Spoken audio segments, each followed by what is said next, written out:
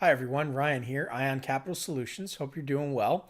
Today I want to share with you a MCA funding hack that'll really help you when it comes to funding deals. More importantly, understanding whether or not a deal can fund at all, if there's affordability of a repayment schedule. This is commonly not practiced by business loan brokers, especially in the MCA space.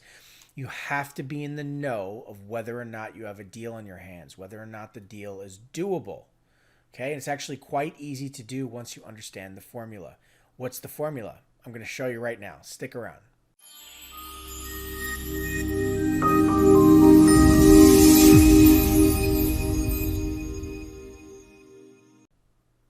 Okay, so let's take a look at our formula. Now, loan repayment, okay, is what you have to understand when talking to anybody about a loan, right? Immediately, can they pay this loan back? And it's actually quite involved, and that's really the point.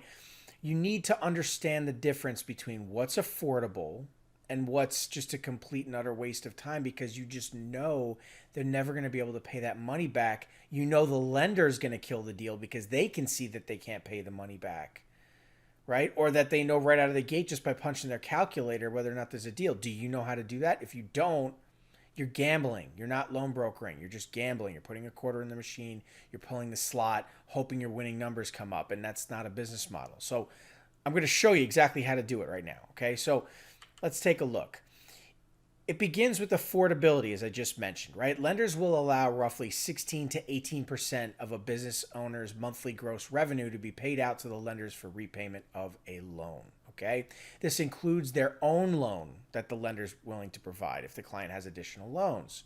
So what do I mean by this? Well, for example, let's take a business loan, right? Okay, and we'll say a business will need enough revenue to support repayment of a loan based on the 16 to 18% allowance, right? So we need an example, a hard look. Let's say we have a cash advance offer, right? Or we have a client who needs an unsecured financing.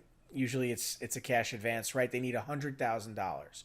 Okay, well, there's a few things that we need to know in determining whether or not they can afford this loan, right? So first of all, let's take the loan amount, $100,000. Let's take the average factor, a 138, or in other words, 38% interest, okay? Which, by the way, is the buy rate, not the sell rate. So when you get a buy rate from a lender, you then have to put your points on top of it, and that's the sell rate. That's what you're selling it as. If you sell it at the buy rate, you're not factoring in your points. You're not going to make any money. Okay, so there's the buy rate and the sell rate. So the buy rate is 38%, but we want to put our points in, right? We're going to, in this case, we'll put 8 points in the deal, or 8%, right? Bringing us to a total sell rate of 46%. Okay, but what that means is we have a $146,000 payback on a $100,000 loan. Okay, so now that we've determined what our actual payback is going to be, we have to determine whether or not the client can afford that payment. Okay, so it begins with monthly revenue. Well, let's take a look at the client's monthly revenue. They say they're grossing $100,000 per month in revenue. Okay, so this means they can roughly afford $16,000 to $18,000 a month at a maximum. Okay, again, 16 to 18% of their monthly gross revenue, right? In this case of 100,000, 16,000 to 18,000 fits the figure. Okay, so with that being said, does the client have enough revenue to support paying back? Sorry, it says 46,000 there. It should say 146,000. My bad. Okay. But with that being said, can they afford it, right? Well, let's take a look. First, we need a little bit more information. MCA terms are generally within 12 months. The average term is 6 to 8 months. Okay, so for this example, we're going to use 8 months just to make this clear. Okay, and the reason we need that is because we are going to determine what the monthly payments would be. Not that a cash advance offers a monthly payment. Usually it's a daily or a weekly. Here at ION, we offer a cash advance that offers monthly payments, by the way, if you're interested. But in any event, if with a term of 8 months, you can simply divide the payback, $146,000, by 8 months, and you get a payback of $18,250 a month. And that could be broken up daily, weekly, monthly payment, whatever it is. But that's what the payment would be. So it's a little bit over 18% of their monthly gross if they're grossing $100,000 per month. But they're in the general ballpark. They can afford around $100,000, maybe a little bit less. The lender will offer 95 or 90 or whatever it is. Understand there's a big but here, okay? Yes, but, all right? Do they have other loans with other lenders?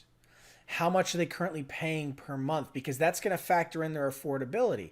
I want $100,000, right? But they've already borrowed $40,000 in loans and they're paying back X amount per month. Well, that's going to weigh into that 16 to 18% monthly gross maximum that the lender will allow. So the offer from the lender will be less than what they're asking for, right? And so we have to understand that it affects that affordability. But can we pay off their existing balances, their existing loans with other lenders with this loan to put us in a true first position? So positions are the number of loans. So the first loan they took was the first position. The second loan they took was the second position. The third was the third position, right? But if we pay them all off, we now go into a true first position.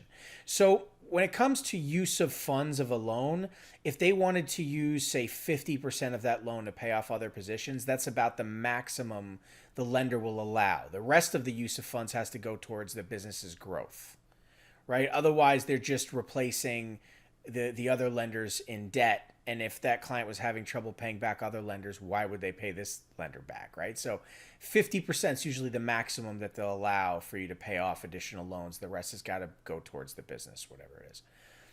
And so please understand that there's more here, okay? What do the bank statements show in terms of affordability, cash flow, credibility, etc., right? We need to analyze bank statements, assess risk, spot fraud, calculate affordability, right?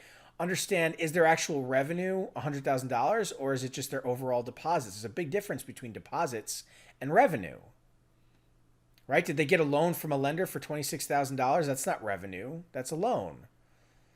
If they get a wire from another account, is that actual revenue or are they just moving money between accounts? The lender's going to know what account is that. I need to see 3 months bank statements to make sure that that's revenue. And if that's the case, why did they only submit bank statements from one account, not all accounts? It raises an eyebrow for the lender, and then they don't trust the client because they're saying, well, hey, we're not seeing the whole picture here. You as the broker need to ask these questions up front and get the whole, but you should analyze the bank statements. You should weigh and judge for yourself. Is this a deal, right? What if it looks like it's been photoshopped and the text doesn't quite line up, right? It's called fraud. So these are the things that we need to pay attention to and look out for. We need to have our calculator out. This is the difference between a professional business loan broker and a referral partner who submits 100 deals and funds one and can't figure out why. And they just got lucky with the one.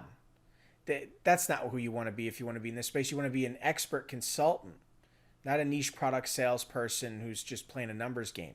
You're going to really struggle, and before you know it, you'll be done with it because you ran out of money because you're buying leads and paying for a business. And by the way, you shouldn't build a business or buy leads if you're just getting into the space. You don't need to do either of those things, okay? But in any event, there's plenty of information here without overwhelming you.